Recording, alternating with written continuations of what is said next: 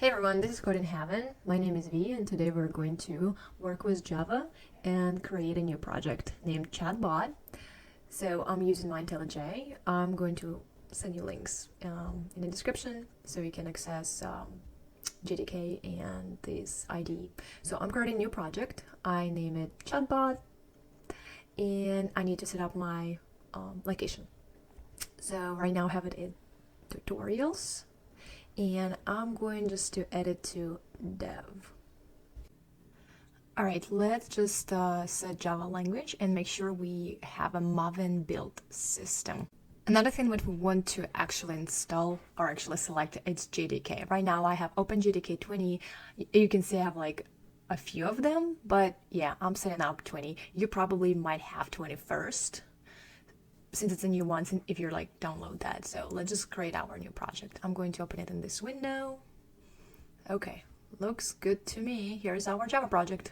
In my next step, I want to show you around a little bit in IntelliJ. So how we might see here, we have our editor, we have our explorer, we have our version control here if you need that. So let's find our menu. So we have code, view, we also can find a lot of helpful things here. For example, our build, refactor, our actually code for inspecting code. You can see a lot of convenient thing that you might need during your development process. So for me, I just want to add my terminal. So view, tool windows, and our terminal should be somewhere here. Okay, and here we go. Terminal Alt F12. So we're pretty much ready to develop, finally. Okay. So my next thing, I want to clean up our main method, right? So let's just go to line 4 and get rid of this system out print line hello world. We don't really need it right now. Okay. Goodbye, one. All right, let's just talk a little bit about main. So main method is your entry point where your Java is actually looking for your code, right? So this is what's going to execute. If you don't have this method, Java will be like, okay, I have nothing to run here. So let's just add system out print line, and our chatbots to need something, right? They need to say, hey, my name is Chatbot, and we're just going to give it to him. Hello. Let's see. My name is whatever I want to call it. Let's do maybe Cedric. Okay, I have a typo here. My name is Cedric. Looks good to me, absolutely. And let's just run it. Shift 10. Shift 10, and you can run your chatbot. So let's see. It was compiled. Now it's actually going to run. And we can see, hello, my name is Cedric and I'm a chatbot. Fantastic. Very cool. So that was your first line of code in Java, I assume. Okay, very well. So what are our next steps? Pretty much we need to get user input, right? Because it's not interactive right now. And how we're actually going to do that, there's a specific class that we can use. And the name of this class is scanner. This class is used to get input. And now we just need to create a new instance of it. So let's just type read user input, little comments, and our scanner. Okay, I'm just going to import it here. Okay, also make sure when you follow along with this code, make sure to have import here. Otherwise you pretty much will not be able to run. Your Java compiler is going to say, hey, what is scanner? It doesn't exist. So Java util is like built-in method, right? Library for you that you can use. Okay, so scanner, let's call it maybe input reader, input read new scanner. Okay, this is how we created a new instance. And we're in parentheses, we're going to just pass system in. That's it. You don't need to really worry about system in yet. Just know that this is how you create a variable, right? Input read is our variable of a type scanner that can read user input. So, and now I'm going to comment this out. Variable holds a reference to our scanner instance. And our actual input, right? Our strings, what user will type, will be contained here in user input. So we're going to say input reader. Okay, I have to fix that. Input reader dot, to call the method next line. Yeah, this is the method we use for reading our input. So input reader colon next line method, and we assign it to our user input variable. So anything that user will type in the console will be stored in the user input variable. And right now it's time to actually show output. I would say what we can actually do is just create system out println, right? So we print our chatbot like, hey, username or something. How we doing? So let's just like change the comment, just this variable hold string data type. Okay, hold string data type. Yeah, I think that should be good. All right, let's just actually go and print our new data. So chatbot output, and right now we're just going to say system out print line as usual. You probably already get that out means output. So print, and here I want to say, I'm going to demonstrate how we actually can combine our text and our variables. So hey, user input, you can see we use pluses, and this is how we can combine them together, right? So we use double quotes for our literal that is going to be displayed, right? And for our variables, we just type name of variable. We don't need any quotes. Okay, so hey, user input, it's nice to meet you. Fantastic. So you probably noticed I just added this little space here. So if I will not add it, let's see what's going to happen. Let's just run it without it. You will see it will have just weird output. For example, I'm going to put my name V. Hey V. So you see there is no space. So every time when you work and combining your variables with text, make sure you add enough space between your words so it will not just stick together. Okay. So hello, my name is Hendrik, I'm in your chatbot. Let's just type something and make sure that our lines, our strings are fine. So V, I'm going to press, maybe not V, let's see what I want to do. Okay, V, hey V. So you see the space here. Okay, that looks good to me. And the thing is, like, we just forgot to add what is your name. And I'm a chatbot. Okay, yeah, but what is your name? I'm just saying I'm V, whatever. So I think that's will make more sense. Okay, user input, it's nice to meet you. Okay, cool. So this was our first step. Make an input, ask for a username, and display the name back. Just like basic, limited interactivity, and obviously we need something more than that. So the best way how we actually add some interactivity is using loops. So our comment, make our bot keep talking until a user is done. And the best friend here is while loop. So while loop will run on a certain condition, right? Until this condition is true, everything inside while loop is going to run over and over again. So how does it look in the practice? So we type while and we open our parentheses. Exclamation point user input. So we're saying not user input. Contains, this is a method, and we can type by here. So I'm saying here, while our user input does not contain by, do something, right? And let me add the comment. So exclamation point means not. Yes, it means not. If we would remove the exclamation point, it's the sense of would change. So it will be while user input contains by. So every time our user type by, it works. So system out print line. Here I want to ask my user about something, right? For example, how can I help you? And what else do I want to do? So we want to make sure we'll have no infinite loop. So what is that? When you don't update your conditional statement, so for example user input, right, then it always be the same value and never exits the loop. So we need to make sure that we update it. So user input equals input reader next line. This is the line number 26 where we're updating our condition. So this helps us to avoid this infinite loop. So we need to update it. Let's check it out. Hello, my name is Cedric. for example, I want to type, you can't, how can I help you? And now I'm going to say, I'm tired, how can I help you? So it's going to repeat until I say goodbye or something, and it says nothing, right? So let's just fix that.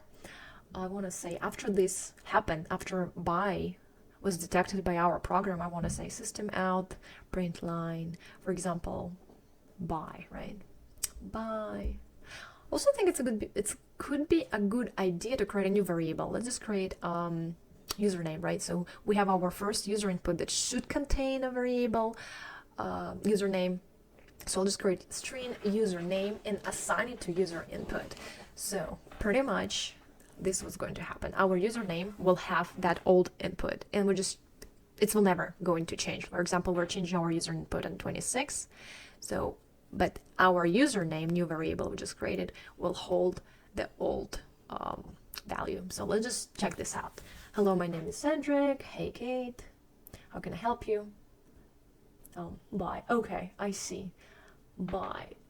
Yeah, you can see the name. I forgot my space. So you can probably ask why it does detect bye but did not detect goodbye, right? So we actually need to add additional statement here. So if our user input content lowercase bye and capital case, so let's just fix that. Okay, so pretty much I added contains capital bye, and I'm going to update it with and. So let's see. Now it should work. Just making sure that we added this additional one. So hello, my name is Cedric and I'm Chatbot. Laura, how can I help you? Bye Laura. Perfect. So this is what we wanted. Our capital. So and this is our sign for our and. To a percent means and. So both statements must be true to return true in general. So does not contain smaller case and does not contain capital case. Okay, perfect. So this is our loop, right? So very simple, very basic, and yeah, just remember that while loop has a condition, right? And while this condition is true, everything inside the loop will repeat again and again and again and again. So right now I want to create a get response and to make it more interactive, right? So our method will return string and will accept string as a parameter. So we will create two arrays that will represent bad mood and array that will represent good mood, right? For example, if our user will type, oh, I feel like bad or feel terrible, our chatbot will capture this word like bad or terrible, right? Or happy. And based on that, they will return a certain output. Okay, so yeah, as I already said, we're going to return our string, right? So this will be our output. And let's just create an array first. This is how we create an array. Array, think about it as a list, right? Like imagine groceries like list, and you just like put it in all like multiple rows. So this kind of like a list. So we have sad, we have bad. What else? Like angry. What else do I want to add? Upset, tired. Yeah, I think that will be good. I mean, of course, for your own bot right now, you can add more. I just want to make it like short. The same thing for happy keywords. So again, string array, and we're just going to say happy, good, great, awesome, and let's just put amazing. And of course, fix it to happy keywords. All right, so we have two string arrays, and now I'm going to introduce you another thing, right? So right now we just create a string output. This will be our container, like our string that will be replaced every time then when we create our output, and that's what we're going to send. So for loop, this is another type of loop that Java has, and we're using it when we have a number in mind. It's also kind of based on condition, but condition has a kind of a quantity, right? So we are going to use for loop to iterate through our list. So what does it mean? For every element inside our unhappy keywords, or for sad, bad, angry, upset, and tired, we're going to repeat a certain action for every word. So this is our syntax. It's not actually basic syntax it's enhanced for loop. So we're saying every keyword, right? Our keyword is a type of string. A colon here means just in, right? So every word in our unhappy keywords, we're going to do this. We're going first of all compare if our user input, right? For example, hey, I feel tired. Does it contain any word from our, does it contain word bad? Does it contain word angry, upset, tired? If it does, then we're going to say our output now equals actually no, let's see what I want to do. I'm sorry that you're tired. I'm sorry you feel, and now I'm going to use this keyword, right?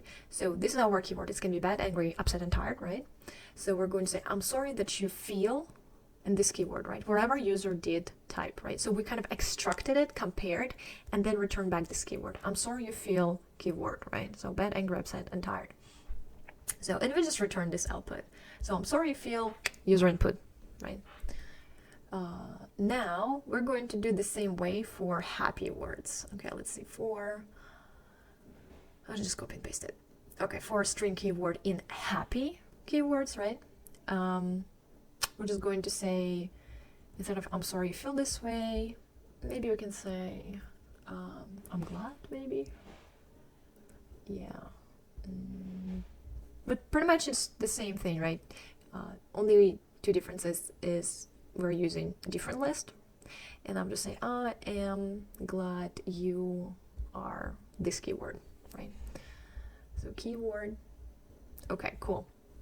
That will work. And I'm going to return our line that, hey, I don't understand your command, in case any of the input keywords were not recognized by our program. So return, I don't think I understand. What do you mean? That works. Our next step will be actually call our getResponse method in system out print line. And we're going back to our for loop. And on line 27, I'm going to type getResponse system out println getResponse. And this will print us depending on our input. If our keyword was in like sad or happy or something, it will be one. Like if it was sad, it will be unhappy keywords. If it was happy or something from our other list, it will be this one. Okay, so I also moved how can I help you from our loop to outside. All right, looks good. Let's just also print, is there anything else you need to help with? That will make more sense than just having how can I help you all the time. All right, perfect. I like this much more. Let's run it. Okay, Cedric, and I'm your chatbot, Laura. Hi, Laura, nice to meet you. How can I help you? I feel happy. I'm glad you feel happy. So you see, this is our get response. I feel sad. I'm sorry you feel sad. I am tired. So you can see we're getting our responses thanks to get response method. One of these keywords were detected, extracted, and now we actually get our output. Very well. So it's time to create a new method named, let's see what I would call it. Yeah, I think generate set responses. Okay, so it will have no parameters, and I'm going to create two arrays. So we have happy keywords and unhappy keywords. I'm going to create happy responses and obviously unhappy responses. So string array, I'm changing our unhappy keywords to a new name, unhappy responses. And I already prepared a few sentences that I can copy and paste here. Give me a second. I'm just going to copy this. Okay, awesome. So it's all here. You can see 10 different phrases that can be randomly selected. And let me actually change my indentation. Okay, looks good to me. So our next step is actually create random class that will be used to select one of those indexes, or some people can say indices, right? Select one of them randomly. So I'll create a new random. Yeah, again, you probably remember with scanner new class, new keyword. Now I'm going to create integer named index, and let's quickly talk about 0, 1, 2, etc., etc. They're all our indexes. So indexes, it's pretty much like number or element in an array, right? Remember that everything starts with 0 in an array. So we have index 0, and the last index will be 9. So our random instance will generate a number from 0 to 9, right, and assign it to our index. So random instance variable, and we're going to use method next int. So let me rename random generator. I like that much more. Yeah. So random generator next integer, and I'm going to pass just a few things. I'm going to pass our length of unhappy responses. So we'll just get our index here, and we're going to return one index value, right? For example, if our index will be 0, generated index will be 0, what we're actually going to return, I'm here if you want to talk. If our will be, for example, if you wanted to share more, I'm here. For example, number 7, that will be what we're going to get. Okay, and the same thing I want to do for happy generate happy responses. I'm going to copy all thing. I'm going to paste it on line 104. Let's just change the name because pretty much everything is the same. Happy, and I'm going to erase all of those, change my keyword, my variable name. Yep, just like change return type, index, and let me again copy and paste my thing. Perfect. That's wonderful to hear. Keep shining. Love it. Okay. So we are ready. We're going to pass generate set responses into output for unhappy keywords, right? And the same thing for happy. So let's just add it here. Happy, generate happy response. We're going to add to our output. And we're going to do the same thing for our unhappy output. Keyword plus generate set responses. And I think this is a great time to test our bot. Return output, yeah, I think everything's okay. Let's look at our terminal. My name is Laura. How can I help you? I am very tired. I'm sorry you feel tired and that sounds tough. Remember, you're not alone. Oh Lord, yeah, that's kind of toxic. I'm very tired, and remember, you're not alone. Well, yeah, that's maybe not the best to hear from our chatbot, but it is what it is.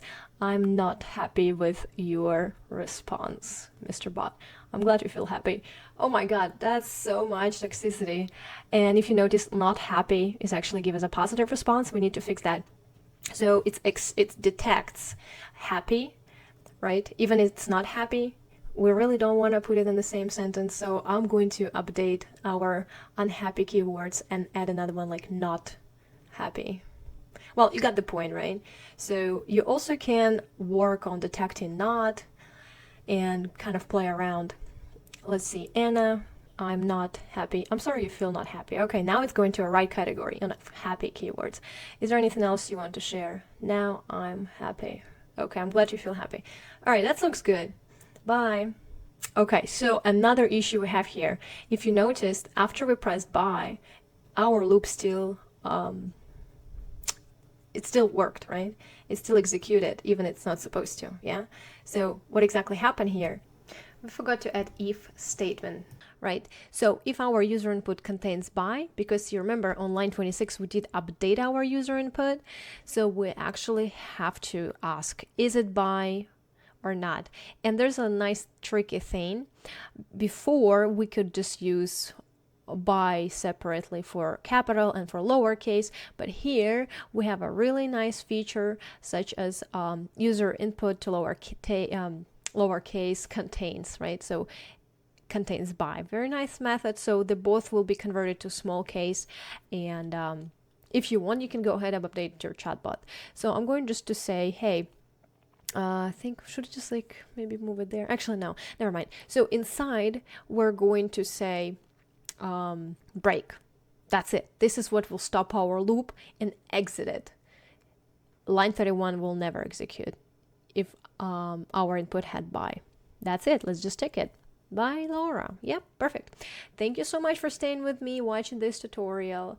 I wish you all a great day, and if you did like the video, please hit like and subscribe. Share it with your friends. Bye everyone.